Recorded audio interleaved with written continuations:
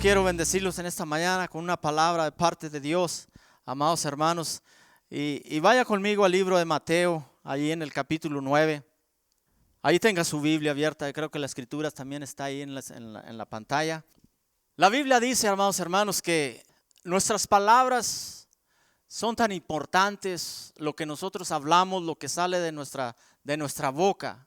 ¿Por qué le digo esto, hermanos? Porque quizás usted es una persona que se sienta indigna, una persona quizás rechazada por la sociedad, una persona quizás rechazada hasta por sus mismos familiares, por lo que es o por lo que fue o por lo que está pasando o lo que sea.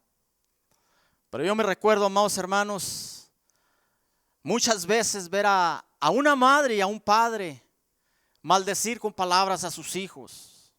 Decirle a sus hijos, no sirves para nada. No sé cuántos de ustedes han escuchado estas frases de decir a la gente, eres un bueno para nada, no sirves, nunca lograrás nada en la vida, siempre serás un fracasado. Frases como estas escuchamos a diario de personas especialmente pues que no son cristianos, que no conocen la palabra de Dios y no saben lo que significa una palabra que uno da en un momento a veces de enojo, de ira, a un ser querido, a un hijo, o a otra persona, simplemente por maldecir. Pero la palabra de Dios dice que en nuestra boca está el poder para bendecir o para maldecir. En nuestra boca están las palabras de vida o de muerte. Entonces, amados hermanos, la palabra de Dios nos declara que en nosotros está el poder, en nuestra lengua está el poder para bendecir o para maldecir, para vida o para muerte. Y es muy importante, hermanos, que sepamos decir lo correcto. Aún la Biblia dice que seamos tardos para hablar, porque Dios sabe que la regamos cuando hablamos. Y más en un momento de enojo, de ira, debemos de ser sabios para hablar lo que vamos a decir y hacer una decisión en nuestra vida, porque hay decisiones, hermanos, que nos van a afectar toda la vida. Y decidir así a veces en un momento de enojo, de ira o en un momento desesperado no es bueno.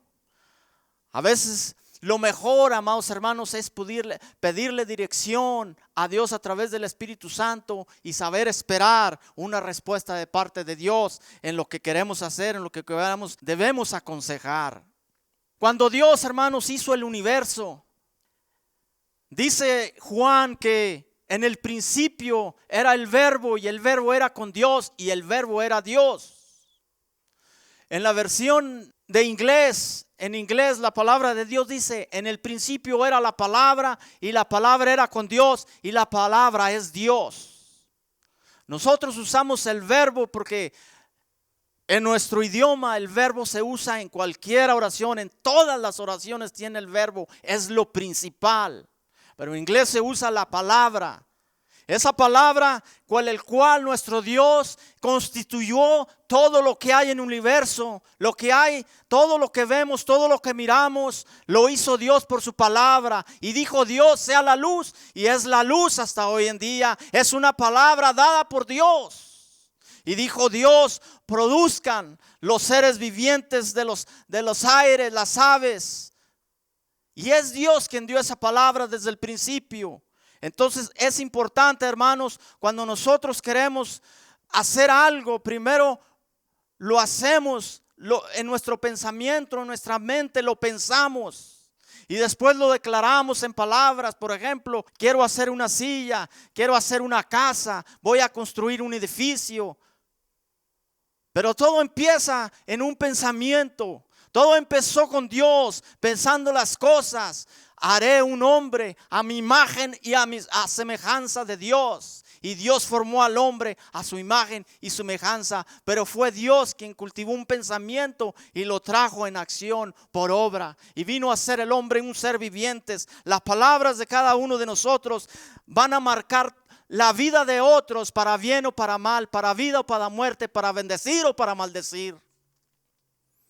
Ahora, allí en el libro de Mateo, Dice la palabra de Dios, comenzando en el capítulo 9, versículo 9, dice: pasando Jesús de allí, vio a un hombre llamado Mateo, que estaba sentado al banco de los tributos públicos, y le dijo: sígueme. Y se levantó y le siguió. Y aconteció que estando él sentado a la mesa en la casa, he aquí que muchos publicanos y pecadores que habían venido se sentaron juntamente a la mesa con Jesús y sus discípulos. Cuando vinieron estos, los fariseos dijeron a los discípulos: ¿por qué come vuestro maestro con los publicanos y pecadores? Al oír esto, Jesús les dijo: los sanos no tienen necesidad de médico, sino los enfermos. Id pues y aprended lo que significa misericordia quiero y no sacrificio. Porque no he venido a llamar a justos, sino a pecadores al arrepentimiento. Bien, amados hermanos, el Imperio Romano, hermanos, había diseñado un sistema de cómo cobrar los impuestos de una manera que le fuera lo más barato que pudiera, pero lo más efectivo. Nosotros decimos a veces bueno, bonito y barato y no sé, 3 veces, ¿no? Así eran los romanos. Ahora, el sistema que se presentaba para cobrar los impuestos también se presentaban muy graves abusos con la gente. No sabía realmente cuánto debía pagar de impuestos, porque realmente no había televisión, no había radio, no había un teléfono inteligente, no había todas las cosas que hoy tenemos. La gente no sabía realmente cuánto pagar de impuestos. Había 3 tipos de impuestos legales. Había el impuesto de la tierra, donde se cobraba la 10ª parte para los cereales, la 5ª parte para las frutas, los vegetales, y había otro impuesto sobre la renta del 1% de los ingresos, el impuesto personal. Aquí, hermanos, tan pronto nacía un ser a este mundo, si era hombre, desde los 14 años tenía que pagar impuestos hasta los 65 años. Y si era mujer, tenía que pagar más temprana edad, de los 12 a los 65 años de edad, solamente por existir en este mundo. Cuando usted mira su cheque hoy, el día de hoy, dice: casi ya no me queda nada para llevarme a la casa, porque todo impuestos para esto, impuestos para otro. No es nada nuevo, hermanos. En el antiguo mundo también esto de los impuestos era un problema con las personas. Pero además de estos impuestos estatales que le acabo de mencionar, estaban otro montón de impuestos donde realmente el publicano, el cobrador de impuestos, se le llama así porque manejaba dinero de los fondos públicos. Un publicano está ahí en estos impuestos que voy a mencionar. Es ahí donde realmente él podía, ahora sí, clavar la uña y sustraer dinero en lo que él quería. Por ejemplo, era el 2%, el 2,5% al 12,5% de todas las mercancías que se exportaban o que se importaban. Pagar impuestos por usar carreteras, caminos, usar los puentes, los puertos y entrar en los mercados. La gente tenía que pagar impuestos, los comerciantes, pagar impuestos por los animales de carga, por las carrozas, por los ejes de ese carro, por las ruedas que tenía, por el peso. Era algo exagerado. Entonces, los romanos subastaban por áreas, por zonas. Y se la vendían al mejor postor. Esa zona tú vas a ser aquí el que vas a cobrar los impuestos. Por ejemplo, Mateo era el cobrador de los impuestos en Capernaum. Él era encargado ahí. Todo tenía que pasar por las manos de Mateo, un publicano, un cobrador de impuestos. Ahora, estos hombres, amados hermanos, eran tan odiados, tan repudiados por las personas, porque se habían hecho partidarios, se habían hecho de parte del gobierno, de las personas que habían conquistado, los habían conquistado. Ahora ellos estaban de parte de ellos, y había un odio de las personas hacia ellos por lo que robaban, por lo que estafaban.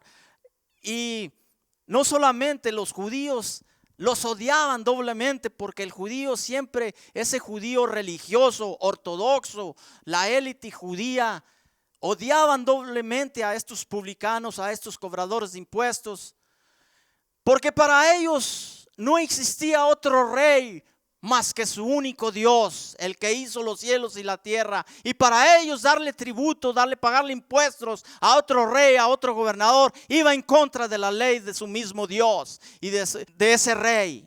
Entonces para ellos no les cabía en la mente que estos publicanos y estos estafadores estuvieran robando a sus mismos compatriotas. Pero déjame decirte una cosa. Por Mateo nadie apostaba nada. Mateo no era nada, era un ladrón, un estafador, un hombre que robaba a sus propios paisanos, que se había hecho al lado de los romanos para maltratar a su propia gente, robándolos, estafándolos. Fue un hombre así como Mateo, al cual llamó Jesús para que fuera uno de sus 12. Fue un hombre así como tú y como yo. Yo no sé qué hacías antes de venir a Cristo, quién eras o cómo eras o qué hacías o qué te hacían. Pero Cristo le plació en su corazón, así como a Mateo, llamarlo para que fuera de tu familia. Cristo, hermanos, nos ama. No importa cómo eres, lo que seas, Cristo te ama. Aleluya. Fue un cobrador de impuestos al cual Jesús, imagínense, allí en Capernaum, Jesús caminando por las calles. Y de pronto ve a Mateo sentado en el banco de los tributos públicos, con su pluma en su mano y papel. No fue la primera vez que Mateo tuvo un encuentro con Jesús. No fue la primera vez que Mateo había escuchado a Jesús. Tal vez, amados hermanos, Mateo había estado en ese monte de las bienaventuranzas. Había escuchado a Jesús decir: bienaventurados los pobres en espíritu, porque de los tales es el reino de los cielos. Tal vez Mateo había escuchado a Jesús decir esas palabras de las bienaventuranzas en ese monte, decir: no hagáis tesoros en esta tierra, donde el orín, la polilla, el ladrón minan, hurtas, corrompen. Hacer tesoros en el cielo, donde el orín y la polilla y el ladrón no minan ni hurtan. Mateo había escuchado las palabras de este joven maestro. No podéis servir a Dios y a las riquezas, porque terminarás defraudando uno y queriendo al otro. Tal vez Mateo había escuchado decir que Jesús de Nazaret había sanado a un paralítico, que le había oído decir las palabras: a ti te digo, levántate, camina y vete a tu casa. Mateo había escuchado hablar de la sanidad de la suegra de Pedro. Mateo había escuchado oír muchos milagros del Señor Jesucristo y albergaba en su mente y en su corazón un día cambiar su vergüenza por seguir al maestro. Pero nunca lo había hecho hasta aquel día que Jesús caminaba por las calles de Capernaum. Jesús lo vio a distancia y tal vez Mateo también lo miró, pero inclinó su rostro y tal vez albergaba la idea: bueno, pasará de alto y no se fijará en mí. Cuando se acercó Jesús a Mateo, la sorpresa de Mateo fue que Jesús lo vio con una mirada, esa mirada que tenía el Señor Jesucristo, como llama de fuego, que miraba y en su mirada había amor, había gracia para con los hombres, había compasión. Y le dice a Mateo: sígueme. Dice la lectura, hermanos, que al instante Mateo dejó su banco, su escritorio, el dinero que había recaudado. Lo único que se llevó fue su pluma. Y vemos a Mateo, hermanos, hoy en el libro más vendido del mundo, escribir uno de los libros más preciosos, el Evangelio según San Mateo, narrando la vida y los hechos de nuestro Señor Jesucristo. Un hombre ladrón, un hombre avaro, un hombre que amaba el dinero, lo materialista de este mundo, fue cambiado por el poder y la presencia de nuestro Señor Jesucristo. Ese es el Cristo que nosotros predicamos. Ese es el Cristo que necesita el mundo. Un Cristo que cambia el corazón del ser humano, amados hermanos. Cristo nos ama y Cristo quiere cambiar nuestras vidas. Aleluya. Ahora bien, amados hermanos, yo no sé tu condición, no sé cómo esté tu condición. Conozco algunas de las necesidades del pueblo de Dios, pero realmente no sé a fondo cuáles realmente son tus necesidades. Quizás en esta mañana tú te sientas así como Mateo, con vergüenza, con desprecio. Te sientas rechazado por la sociedad, aún por tus seres queridos, por lo que eras, por lo que fuiste, por lo que hiciste. Pero déjame decirte una cosa, el mismo Jesús, el mismo joven maestro que caminaba a las calles de Capernaum, está aquí en esta mañana y quiere decirte, sígueme, yo tengo un mejor futuro para ti, tengo una mejor vida para ti, tengo algo mejor para ti. Aún todavía no has visto lo mejor de tu vida, lo mejor está por venir sobre tu vida. Iglesia de Cristo, lo mejor como iglesia está por venir. No hemos visto lo mejor que está por venir a nuestra iglesia, lo mejor que tiene reservado nuestro Señor Jesucristo para nosotros, para tu vida, como esposo, como esposa. Aún todavía no lo has visto. Cristo tiene los tesoros más grandes y más abundantes para nuestra vida. Bendito sea el nombre de Dios. Todos odiaban a Mateo, todos trataban de darle la vuelta a Mateo. Pero Mateo, como un buen aduanal, como en nuestros países, no se le pasaba a ninguno.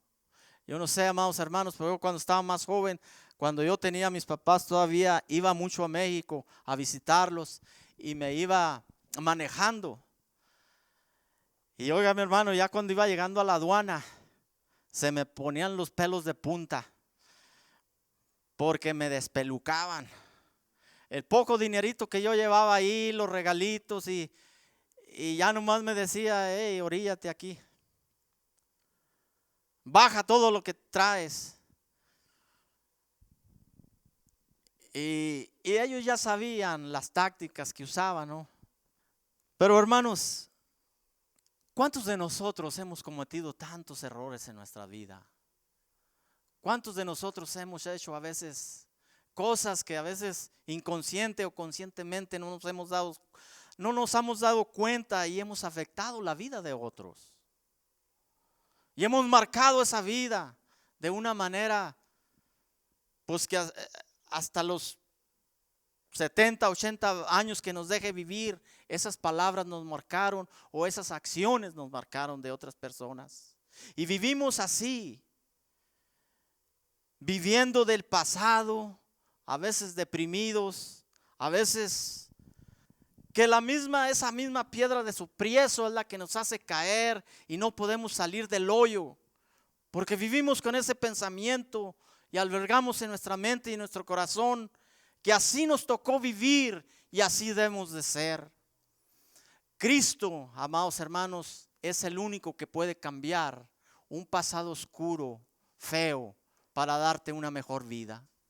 En Cristo, hermanos, está la vida eterna, en Cristo está la vida abundante, en Cristo está la felicidad, en Cristo está la paz. Bendito sea el nombre de Dios. Jesús solamente le dijo a Mateo, sígueme. No le dijo muchas palabras, a las mismas que le dijo a Pedro. Cuando Pedro había terminado de pescar y él era pescador, él y los otros socios de Pedro, Andrés, Jacobo, los hijos de Zebedeo, estaban ahí remendando sus redes viejas, sus barcas agujeradas. Y llega Jesús y les dice, síganme. Dice que Pedro al instante dejó aquellas barcas viejas, aquellas redes podridas y siguió a Jesús. Pero hubo algo en Pedro que volvió a la pesca. Y de nuevo va a Jesús y lo vuelve a decir, Pedro, no se te olvide que yo una vez te llamé. Pero Pedro tal vez decía, bueno, ¿de qué voy a vivir? ¿Cómo voy a mantener a mis hijos, a mi esposa, a mi familia? Esta es mi profesión, de aquí saco para comer. Y dice que Pedro aquella noche no había pescado nada, entonces Jesús le dice, echa las redes más adentro, Pedro. Y todos sabemos lo que pasó, la gran pesca.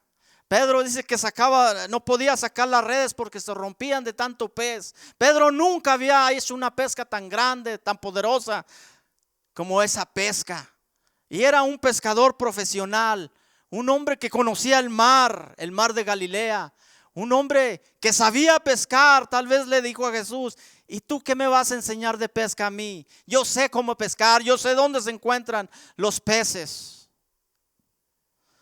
Mas sin embargo dice, por tu palabra echaré las redes. Amado hermano, ¿cuánto tiempo has estado batallando? ¿Cuánto tiempo has estado luchando? Y quizás no puedas salir del mismo lugar y no avances. Y estás ahí luchando, trabajando. Pero de pronto llega Jesús y te da una palabra y te dice, sígueme.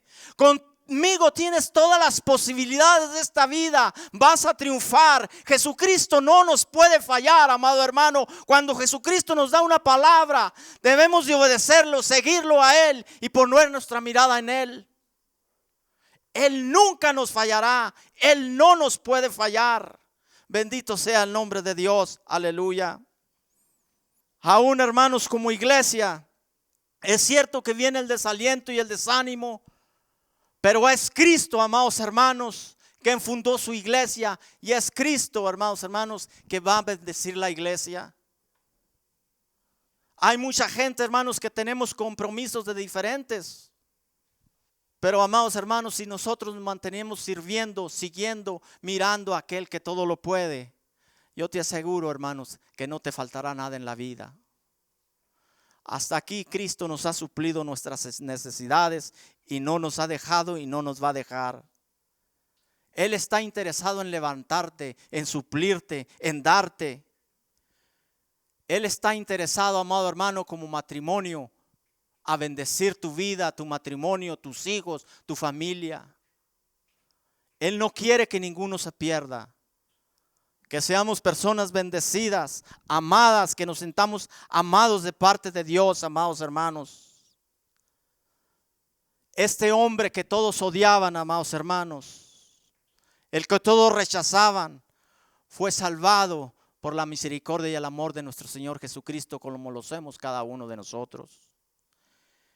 El evangelio está dirigido a los pecadores y tienes puestos sus ojos en los pecadores, amados hermanos.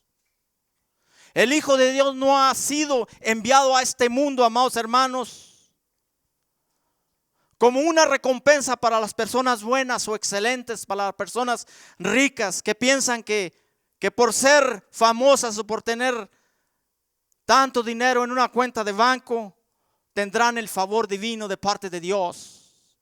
Jesús vino a salvar a los pecadores, a buscar a los extraviados. Así como aquella oveja que se extravía, así como aquel hijo pródigo que se alejó de la casa de su padre, Cristo para eso vino, para buscar al perdido, al extraviado. Cristo quiere bendecir nuestra vida. La venida del Hijo de Dios a este mundo, amados hermanos, como Salvador, significó que los hombres necesitaban ser librados de un mal muy grande, de una enfermedad del alma que se llama pecado, que esa enfermedad, amados hermanos, deforma, debilita, intranquiliza, desgasta y mata al hombre. Pero sean gracias a Dios, hermanos, que esa enfermedad llamada pecado no es incurable. Cristo es el médico por excelencia. Bendito sea su nombre. Aleluya. La venida de un Salvador mediante su muerte, amados hermanos, nos proporcionó el perdón de nuestros pecados, nos dio la vida eterna. Significó que los hombres eran sumamente culpables e incapaces de salvarse por ellos mismos. Para eso vino Dios al mundo, para eso vino el Hijo de Dios al mundo, para eso vino, para salvar a los pecadores, así como a Mateo. Nosotros como hombres pecadores nunca habremos visto un Salvador, amados hermanos, si nunca hubiera habido una caída de nuestros primeros padres en aquel jardín del Edén, aquel jardín precioso donde estaba todo hermoso, las mejores rosas, las mejores flores, los mejores frutos de los árboles estaban ahí en el jardín del Edén. Pero aquel jardín se marchitó por la desobediencia y la caída de nuestros primeros padres. Aquel jardín marchito fue necesario para que un nuevo jardín, el jardín del Getsemaní, un redentor y un salvador, pudiera llorar, pudiera sudar gotas de sangre. Nunca hubiéramos conocido a Jesús si no hubiera sido por esa cruz ensangrentada donde se desangraba. Nunca hubiéramos conocido a Jesús si no hubiéramos escuchado de aquel árbol de la ciencia del conocimiento del bien y del mal, donde aquella primera pareja de humanos estiró su mano para coger el fruto prohibido.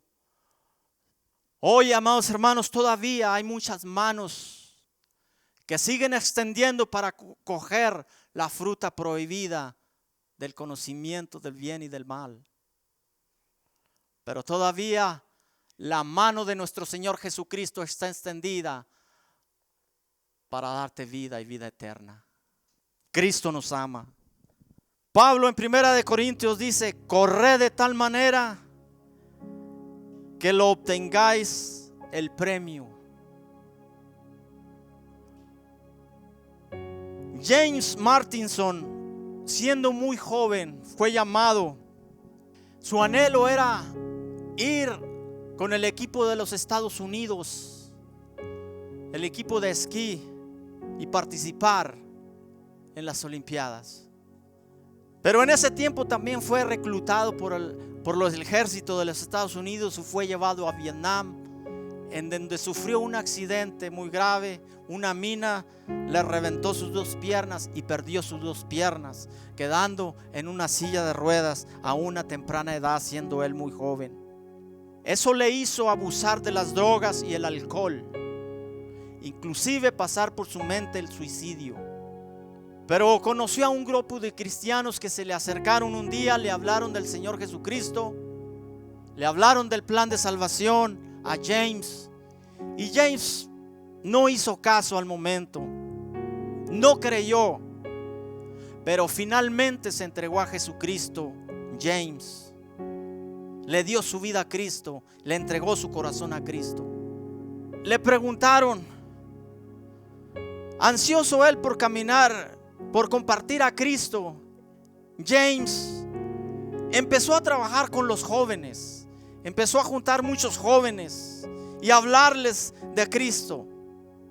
Y los jóvenes le decían: oye James, ¿por qué no vienes a correr con nosotros? ¿Por qué no participas con nosotros? Y James les dijo: no tengo piernas, siempre vivo sentado en esta silla de ruedas. Pero los jóvenes le insistían diciendo: James, ven a correr con nosotros, tienes una silla de ruedas. Y así James empezó a participar en carrera de silla de ruedas y fue uno de los mejores campeones de competencia de silla de ruedas. Fue un desafío que a la larga lo convirtió en un gran ganador. Y la gente le preguntaba cuando lo entrevistaban: ¿fueron los maratones de sillas de ruedas, James, los que cambió tu vida? Él les contestaba rápido: no, dijo, fue Jesucristo el que cambió mi vida. ¿Te sientes perdedor, amado hermano? Quizás te sientes que no has logrado en tu vida lo que tenías que lograr. Ven a Cristo. Cristo te dice: sígueme. Haz caso a la voz de Dios. Sigue a Cristo. Con Cristo, amado hermano, tienes todas las posibilidades de ganar en esta vida. Y no solo Él, tendrás la vida eterna y vivir para siempre con Él. Así como James se sentía un perdedor que no podía, acudió a Cristo y Cristo lo hizo un ganador y un triunfador. Aceptó el desafío, así como Mateo aceptó el desafío del llamado del Señor Jesucristo. Jesús no solo transformará tu vida, cambiará tu vida para siempre de una manera que nunca más serás la misma persona. Cristo nos ama, amados hermanos, y Cristo quiere que seamos también unos triunfadores. Cuando Jesús llega a una vida, Él lo cambia todo. Cuando Jesús llega a un matrimonio, Él cambia todo. Cierra tus ojos ahí donde estás. Padre Todopoderoso, gracias te damos, Señor, en esta mañana. Hemos escuchado tu palabra, Señor. Señor, gracias por haber salvado nuestras almas, Señor, de la condenación eterna. Pero, Señor, quizás todavía habrá alguno de nosotros que nos sintamos así como James, como Mateo, Señor, como Leví. Vergüenza, Señor, en nuestro interior. por lo que hacemos o por lo que hicimos en un pasado, Señor. Pero tú estás aquí, Señor. Te haces presente, Señor, en medio nuestro, Señor. Si te sientes defraudado, te sientes que no has podido y no puedes continuar adelante. Tal vez tus hijos se han ido de tu casa, tal vez la persona que más amas te maltrata, te insulta. Jesús te dice en esta mañana: ven, sígueme. Yo quiero darte identidad, quiero cambiar tu vida, quiero bendecir tu vida como nunca lo has tenido. Si no conoces a Cristo como tu Señor y tu Salvador, Cristo quiere que lo conozcas. Si hay una persona aquí, un matrimonio, un joven que diga: yo quiero seguir a Jesús, yo quiero entregarle mi vida a Jesús, yo quiero que Jesús esté en mi matrimonio, que sea el centro, el núcleo de mi familia.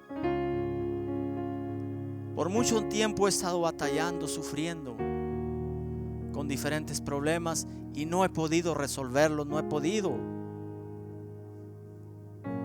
Jesús en esta mañana te dice: ven. Él te invita. Él está tocando la puerta de tu corazón en este instante y te dice: ábreme. Y si tú abres, Él entrará y cenará contigo.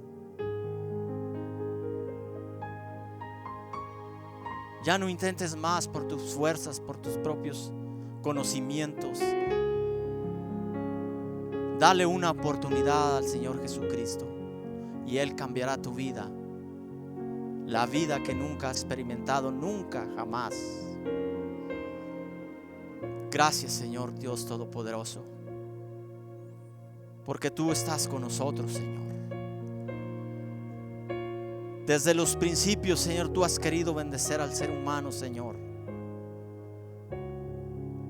Nunca nos has abandonado a pesar de nuestras desobediencias y nuestras incredulidades, Señor. A pesar de, Señor, de que lloro todas las noches desde que estoy en esa alcoba solo o sola, Señor, yo sé que tú estás ahí, Señor, mirando mis luchas, mis aflicciones, mis problemas. Pero hoy quiero decirte, Señor, que te entrego todas mis cargas y vengo delante de ti, Señor, reconociéndote, Señor, como mi único Señor y Salvador, que dirijas mi vida. Te entrego mi vida totalmente, Señor, y me arrindo a ti, Señor. Quiero dejarlo todo, Señor, así como Mateo, Señor, así como Pedro, así como Elías cuando aventó su manto sobre Eliseo y Eliseo dijo: déjame despedirme de mis padres, y mató aquella yunta de bueyes. Y aquel arado lo hizo leña, hizo una lumbre, hizo un banquete con aquellos bueyes. Y fue y le dijo a sus padres y a sus amigos: un hombre de Dios me está esperando allá afuera. Cristo te está esperando que tomes la decisión. Entrégale todo como Pedro. Entrégale sus barcas, sus redes, todo ese equipo. Entrégaselo a Cristo. Entrégale tu vida completamente, tus problemas, tus luchas, tus aflicciones. Porque si no se los entregas, te vas a enfermar y vas a terminar enfermo, agotado. Cristo, amados hermanos, quiere bendecir tu vida. Aleluya. Bendito sea el nombre de Dios. Levanta tu voz, ora a Dios en esta mañana. Yo sé que hay gente que necesitamos la presencia de Dios, que necesitamos ser visitados por Jesús. Ese joven maestro, ese joven rabí que caminaba aquellas calles en busca de personas como Mateo, Él está aquí en esta mañana.